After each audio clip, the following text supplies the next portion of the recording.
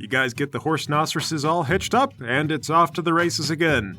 You follow the route that the Obliterator gave you, and then go off course a little bit to try to get ahead of him, but on this rough terrain, something terrible happens. Your wheel breaks. Oh, what? Oh, no! Well, we haven't exactly been doing great with the maintenance, I guess. What do we do now? How are we gonna get ahead of him? Oh, I know. Let's have Lowry make a wheel out of stone. Oh, come on, I'm trying to rest. Lowry, it's the only way. Come on, buddy. All right, okay, here I go. Thump! You create a wheel of stone, and the other guys work together to shift it up and get it attached. Unfortunately, this wheel of stone is very heavy. The horse-noceroses have to work a lot harder, which makes them tired faster, and now you've got to take more frequent breaks. You're not sure if you're going to gain on Bingle at this rate. All right, pull over at the nearest town and try to get a replacement. Can't believe we don't have a spare. God, why don't we have a spare? You get to the next town, and the guy who handles wagon repairs takes a look at it. He goes, "Well, I don't know if I have anything quite in that size. What is this? This ain't from Earth Nation." Yeah, it's Dark Nation maple. It's real fine wood. "Well, I could make you something, but it'd take me about a week." No, a week? That's too long. Let me see, when's the next town? "Well, you're out in the Badlands, so it'll be about another week of travel before you get to the next town." Okay, all right, what do you say, guys? We wait a week?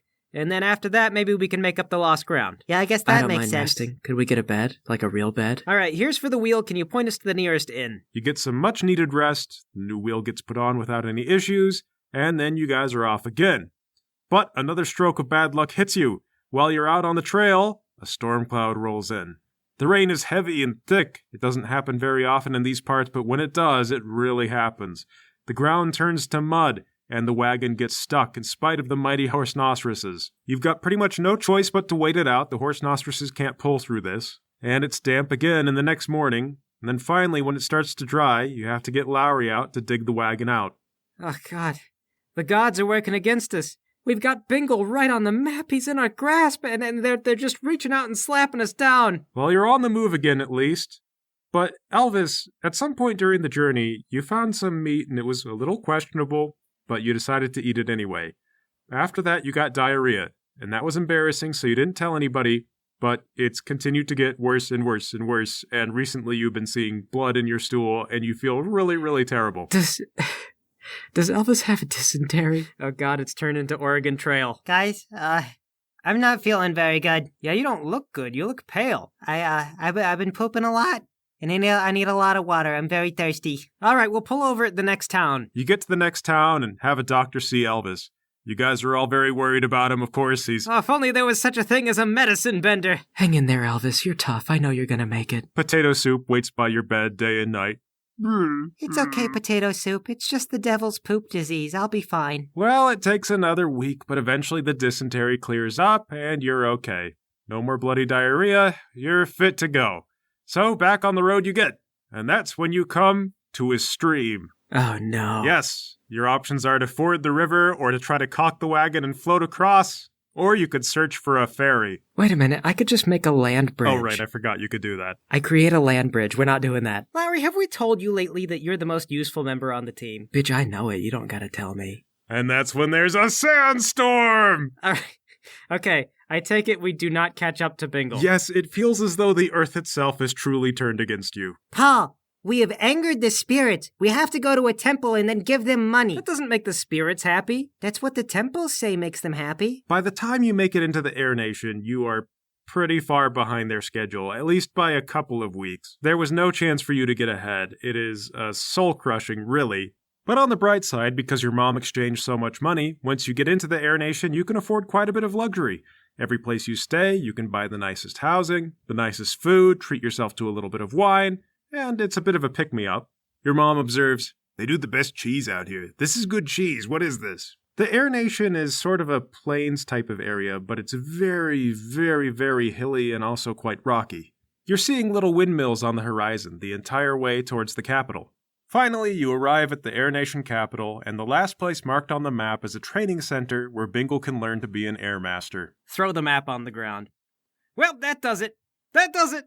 The spirits are clearly working for Bingle. Yeah, rain in the desert. I mean, what are the odds? They're astronomical. Everything is turned against us, guys. This is a sign. The gods do not want us to succeed. Or the gods might be testing us. They are testing my patience! At least Lowry got time to heal up from the trip. It's been a couple of weeks, guys. I'm pretty sure I broke some bones. I'm still feeling it. What, do you want to take a month to rest up, Lowry? I can't control the rate at which broken bones heal, Paul. Oh yeah, where does it hurt? Does it hurt here? Yes, you psychopath, get How off about of over me. here, huh? How about over here? This is not my fault. Guys, stop fighting. Don't you see this is just what Bingle wants? What, this?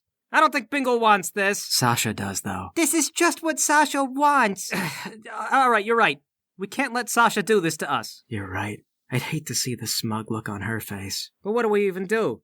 Bingle's got Obliterator's money now, and Sasha's got her own private tutor in the form of a well-intentioned murderer. I'm still really not up for a fight. I don't want to take that guy on if we can avoid it. Well, let's just keep doing what we've been doing. I think I've run through all my false mustaches. We could try beards. It takes so much more material, though. I've got one beard. It's gonna take me a while. I gotta make more beards. Oh, what if we put on dresses and we say that we're women? I don't know. I'm pretty manly. I've had a really good character idea. Like, I don't want to spoil anything, but I've had a really good character idea. All right, fine. I mean, we can try women. We've been through plenty of other humiliations. Why not one more? It's not that big of a humiliation. It will be if Sasha finds out. Imagine what she'll say.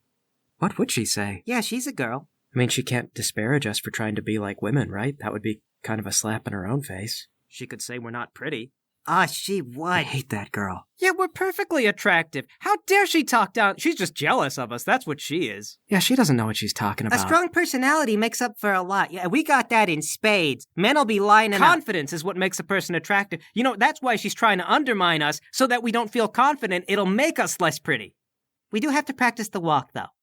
What walk? You know that walk that women do where they, like, sashay the hips? Oh. Yeah, we gotta sashay the hips. That's a sexy walk. That's not a regular walk. A lot of women just do it all the time, though. It's a sexy, confident walk. Okay, all right. We gotta sashay the hips. Sashay the hips. I don't know. I kind of want to go for that, like, attainable wallflower thing, though, where the guys come to me. Well, you can't just willfully do that. That's a personality thing. That's what I feel comfortable with.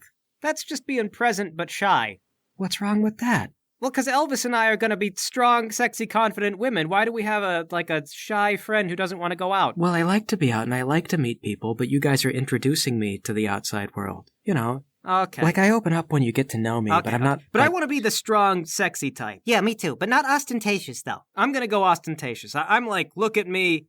I am the center of attention. Your hair is gonna take forever. Do you have any bright makeup? Oh, yeah, I got to get that cherry red lipstick. Very brave. I feel like that works on so few ladies. That's what's brave about it, you know? It's like I put it on, I'm just like, I know you're looking at my face. Don't do cherry red. It's tacky. You would say that. You're going to be the wallflower. Are you even gonna do lipstick? Yeah, but I'm going to try to match my natural lip tone. I bet I can make cherry red work. They make that lipstick for a reason. It goes on somebody. It has to. It goes on women with no sense of color. What are you going to match that with? It's going to be the most standout color on your entire body. Right, and then you look at my face. That's the whole point. But it's like a replacement for personality. I mean, shouldn't you be attracting attention just by being, like, interesting? I could be both. I have traveled to virtually every nation in the known world. I have lots of things to say and lots of interesting thoughts. Oh, but do we want that in our backstory, though? Because that's gonna raise a lot of questions. Oh, yeah. I kind of was imagining myself as being like early to mid-20s. No one's gonna believe that. With cherry red lipstick, you could maybe trick someone into thinking that you're in your 30s and trying to be in your 20s. You are so hard on cherry red. It is begging for attention. Like, the only thing 30-year-old trying to be a 20-year-old. That's cherry red. It's a confident look. It's a 30-year-old's look. It's a woman who has nothing to lose. No, okay. Picture this. Little red cocktail dress, bright red cherry lipstick. That's for a party. You're not just going to walk around in a cocktail Well, dress. I bet I have got a woman's dress, just a casual woman's dress that's going to go with the cherry red. There is not a casual outfit in the world that goes with cherry red lipstick. Oh, actually, strike that. Maybe it'll match the embarrassment on my flushed face from standing next to a woman who thinks that cherry red lipstick is attractive. Larry might be right, Paul. I mean, everyone's gonna think you're trying too hard. Maybe go with kind of an understated rouge color? Elvis, rouge is a spectrum of red, which includes bright cherry red. Well, you know what I mean, like the understated one. Cherry red means kill me, I'm 30. Well, then you know what, Lowry? Kill me. I'm 30. Because I am a strong, confident woman who has traveled the world. I have been around and I do not need your approval to tell me what kind of makeup is acceptable. Were you gonna wear a blonde wig? Yes. Why, what's wrong with a blonde wig? predictable. I mean, it's more high contrast, so, I mean, it was the obvious choice. That's good, though, right? I mean, the lipstick, it's gonna draw that much more attention. But it's an art form, Paul. Makeup is art. You can't just slap high contrast together and say it looks good. What do you know from art? Art is all about intent. If I intend my face to be seen, then blonde and red lipstick, that is a perfectly valid combination. I would go with a brunette wig at least. Paul, when we run into Sasha, we want her to see us and think, wow, those are the women that I could be one day. We don't want her to think, oh God, is that going to be me when I'm 30? Fine. You really think brunette would be okay with the cherry red? You have to be married to cherry red. Just one shade a little more subtle. All right, fine. But I'm gonna have to build up and get back into the character of confidence because this has kind of undermined me. I just want you guys to know. So, you guys go to your trailer and you start getting on your makeup and putting on your dresses and putting pillows into your chest to kind of make you look more shapely. Your mom is just standing there and she goes, "So, you doing the cross-dressing thing? You know, your dad and I used to do that all the time. He'd be a woman and I'd be a guy, and we do the odd couple thing because I was shorter than him." Yeah? Mom, how'd that work? I mean, no scout that caught us ever thought that we were soldiers, that's for sure, especially even if they saw through the disguise. Worked even better if they realized we were dressed up. I got a question for you, Mom. What do you think about a woman in bright cherry red lipstick? Oh, that's my favorite. But that's for a character with a complex, I think. Not like a bad complex, but like a, hey, I'm gonna get you kind of complex. Okay, see, guys, that's kind of what I want to do. No, I don't think you have the knack for it. I don't feel like you could get in that character. Sure I can. No, you're too easy to knock over. You don't have the spine. Fine. Yeah, here, I think I got something a little bit more understated, though. It'll still look pretty. There you go. How's this look? I'm going for, I want your attention, but I'm not going to ask for it. Well, that's an attitude thing. I mean, you just gotta go, like, maybe kind of slouch a little bit. Don't be super aware of yourself, but be attentive. Pay attention to everybody. You know, like, your eyes are alive. Oh, say, are you guys going to do anything with potato soup? I mean, he'd be a real piece of work, but I can see him in maybe like a purple something. Oh, no. I was thinking he'd be my husband, or maybe a boyfriend. You all look a little too old to be dating still. I could have been divorced once. No. I think you guys ought to go with, like, career women, spent too much time focused on setting yourselves up and only are just now thinking about family. I bet that'd appeal to Sasha more. Mom's right. Yeah, if you're going to be single at a later age, it's better that you were doing it for yourself, you know? I don't know if that really works with my character motive, though. Well, what's your character motive? Well, I don't want to just come out and say it, you know? Well, how are we supposed to help you get in character then? Actually, you know what? Never mind. It does work.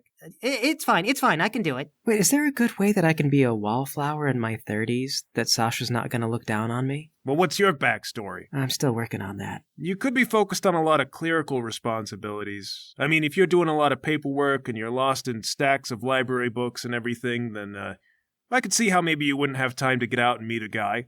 You don't have to have a guy to be a strong character that Sasha can look up to. I mean, if you are choosing to be single, then you can look up to that. That's a choice. But Lowry wants his character to be a shy wallflower, so if he's single at a late age, then that feels like, you know, he didn't know how to get out. That's kind of sad. Well, yeah, I like that. Like, I think maybe I grew up putting a lot of emphasis on education and learning, and I didn't get out very much, but I'm realizing it's time to open up and see the world, meet friends. Yeah, there you go. See, you're like turning around. You did what was important to you for a while, and now you're choosing to be more social. That's like you could look up to that. Well, I want to say that I was divorced 7 times. What are you, a serial killer? It's never been proven. But who gets married and divorced 7 times? I have traveled the world, Mom. My first guy I married when I was 16, and that's how I got out of the Dark Nation. Okay, and I can see that went bad, so you had to kill him, and you're a sympathetic character there. But you know, by 6 other murders, that is a pattern inherent to you. I bet I can hash out sympathetic reasons to be divorced 6 more times. There's no plausible way. As soon as someone hears 7 husbands, they think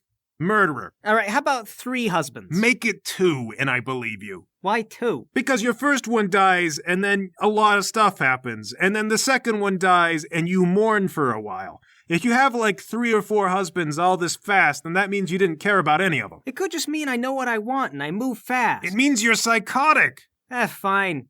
2 husbands and 1 that got away. All right, that I can believe. I do think the serial murderer angle could work with the red lipstick, though. You know, Lowry, God's forbid you ever settle down with a woman who likes to wear red lipstick. I am going to tell her all of this. That'll be why she murders me. Okay, I'm ready. You guys ready? Yeah, I think. Feel pretty confident. Potato soup?